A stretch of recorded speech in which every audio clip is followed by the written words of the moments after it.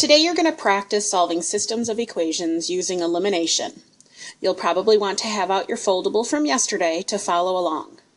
All of the problems from today's worksheet, the side that says no multiplication, are going to involve problems like the very first example from our foldable yesterday. If we take a look at example number 1, you can see that the coefficient of x on both of these equations are opposites. The first coefficient is -2, the second coefficient is +2. That's why they're opposites. So in order to solve this system, we simply add our two equations together, remembering that we can only combine like terms. So -2x plus 2x is 0. We don't really need to write that down. -8y plus a -6y is -14y. We carry down our equal sign.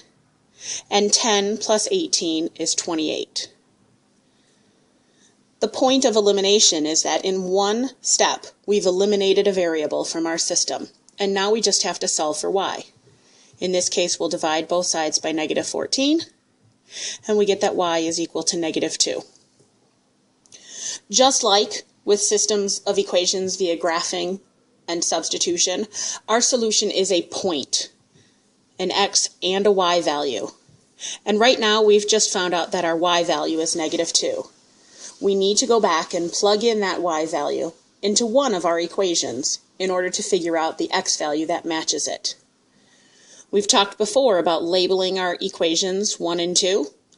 It really doesn't matter which equation I plug this into. I'm going to use the first equation.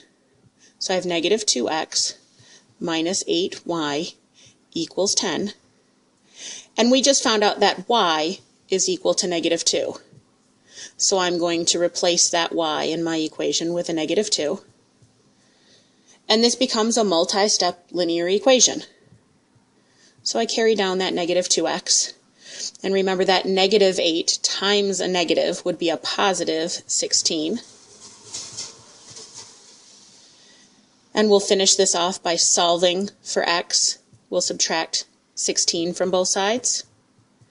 10 minus 16 is -6. And we'll divide both sides by -2. And we'll get that our x value is +3. The solution to this system of equations is the ordered pair 3, -2, and that represents the point where the graph of equation 1 and the graph of equation 2 would intersect each other.